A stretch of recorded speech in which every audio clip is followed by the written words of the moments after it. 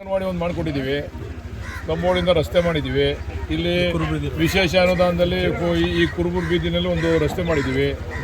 ಎಲ್ಲ ಹೆಚ್ಚು ಕಡಿಮೆ ಒಂದು 5-6 ಕೋಟಿ ವೆಚ್ಚದಲ್ಲಿ ಬರೀ ನಮ್ಮ ವಿಶೇಷ ಅನುದಾನದಲ್ಲೇ ಮಾಡಿದ್ದೀವಿ. ಈಗ ಸರ್ ನಾಳೆ ರಸ್ತೆ ತಡೆ ಟೌನಲ್ಲಿ ನಾಳೆ ರಸ್ತೆ ತಡೆ ವಿಚಾರವಾಗಿ ಸರ್ ನಾಳೆ ನಮ್ಮ ನೀರು ನಮ್ಮ ಹಕ್ಕು ಆ ವಿಚಾರವಾಗಿ ನಾವು ರಸ್ತೆ ತಡೆ ಮಾಡ್ತಾ ಇದ್ದೀವಿ. ನಾನು ಸಾರ್ವಜನಿಕರಲ್ಲಿ ಮನವಿ ಮಾಡ್ತಾ ಇದ್ದೀನಿ. ನನ್ನ ಮಗಳು ಮದುವೆ ಮಾಡ್ತಾ ಇಲ್ಲ, ಎಲ್ಲೋ ಪಾರ್ಟಿ ಕಾರ್ಯಕ್ರಮ ಅಲ್ಲ ಇದು ಸಾರ್ವಜನಿಕರ ಹಿತದೃಷ್ಟಿಯಿಂದ ಎಲ್ಲರೂ ಬಂದು ಭಾಗವಹಿಸಬೇಕು. ನಾಳೆ ಎಷ್ಟು ಜನ ಭಾಗವಹಿಸ್ತಾರೆ ಅನ್ನೋದ್ರ ಮೇಲೆ ಈ ವಿಚಾರವಾಗಿ ತೀರ್ಮಾನ ಆಗ್ತದೆ. ಅದಕ್ಕೆ ದಯಮಾಡಿ ಎಲ್ಲರೂ ಕೂಡ ಬಂದು ಭಾಗವಹಿಸಬೇಕು ಅಂತ ಮನವಿ ಮಾಡ್ತಾ ಇದ್ದೀನಿ ಪಕ್ಷಾತೀತವಾಗಿ. ಸರ್ ಇನ್ನೊಂದು ವಿಚಾರ ಸರ್, ಸೋಮಣ್ಣವರು ಸರ್ವಪಕ್ಷಗಳ ಸಭೆ ಕರೆಯಬೇಕು ಅಂತ, ಮುಖ್ಯಮಂತ್ರಿಗಳು ಸರ್ವಪಕ್ಷ ಸಭೆ ಕರೆಯಬೇಕು ಅಂತ ಹೇಳ್ಬಿಟ್ಟು ಹೇಳಿಕೆ ಕೊಟ್ಟರು. ಆ ವಿಚಾರ ಸಂಬಂಧಪಟ್ಟ ಈಗ ಕೆಲವರು ವೋಟ್ನಾಸೆಗೋಸ್ಕರ ಅವರವರ ಅಭಿಪ್ರಾಯಗಳನ್ನ ವ್ಯಕ್ತಪಡಿಸ್ತವ್ರೆ.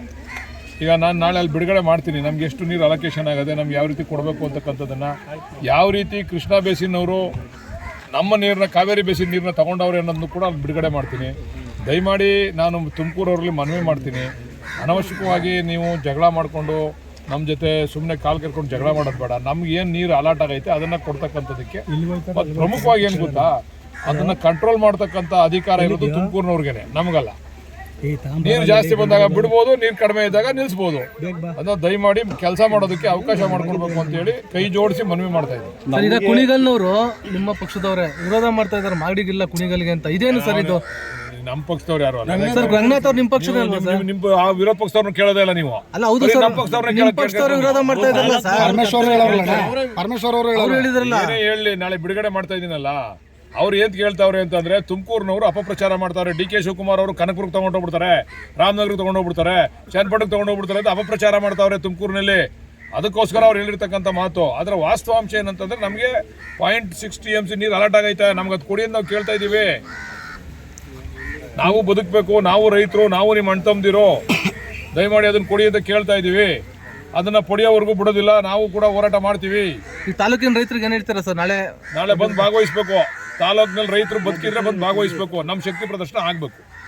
ಆಮೇಲೆ ತಿರುಮಲಿಲಿ SCP TSP ವರ್ಕ್ಗಳು ಜನರಲ್ ಇರೋ ಕಡೆ ನಡೀತಾ ಇದೆ ಅಂತ. ಇಲ್ಲ, ಎರಡು ಸೇರ್ಸ್ ಮಾಡ್ತಾ ಇದ್ದೀವಿ, ತಲೆ ಕೆಡಿಸ್ಕೋಬೇಡಿ. ನೀವು ಮಾಧ್ಯಮದವ್ರು ಸಹಕಾರ ಕೊಡಿ. RCB ಗೆದ್ದಿದೆ ಸರ್, ಇದ್ರ ಬಗ್ಗೆ ಹೇಳ್ತೀರಾ ಸರ್? RCB ಗೆದ್ದಿದೆ, ಇದ್ರ ಬಗ್ಗೆ ಹೇಳ್ತೀರಾ ಸರ್?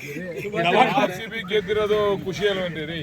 18 ವರ್ಷಗಳ ನಂತರ IPL ನಲ್ಲಿ RCB ಗೆದ್ದಿರ್ತಕ್ಕಂಥದ್ದು, ಮತ್ತೆ ಒಂದೇ ಟೀಮ್ನಲ್ಲಿ ಆಟ ಆಡದಂತ ಕೀರ್ತಿ ಸನ್ಮಾನ್ಯ ನಮ್ಮ ವಿರಾಟ್ ಕೊಹ್ಲಿ ಅವರಿಗೆ ಸಲ್ತದೆ. RCB ನಲ್ಲಿ ಏನು IPL ಪ್ರಾರಂಭ ಆಯಿತು ಇವತ್ತಿನವರೆಗೂ ಕೂಡ RCB ನಲ್ಲಿ ಅದನ್ನು RCB ಕಪ್ನ IPL ಕಪ್ ಗೆಲ್ಲೋವರೆಗೂ ಕೂಡ ಅವ್ರ ಈ ತಂಡವನ್ನು ಪ್ರತಿನಿಧಿಸೋದಕ್ಕೆ ಅವ್ರಿಗೆ ವಿಶೇಷವಾಗಿ ನಾನು ಅಭಿನಂದನೆ ಸಲ್ಲಿಸ್ತೀನಿ. ಒಂದು ನಿಮಿಷ ದೇವಸ್ಥಾನ ಕಟ್ಟಿಸುವುದು KCP ಆಂಧ್ರವಾಗಿ ಅವರ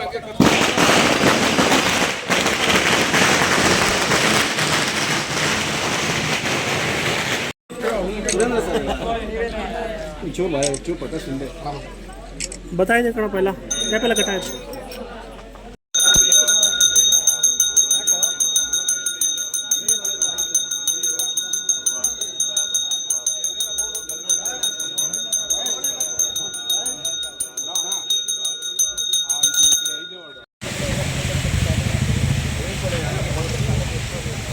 ನೀವು ಅದ್ರ ಕೇಳ್ತೀವಿ.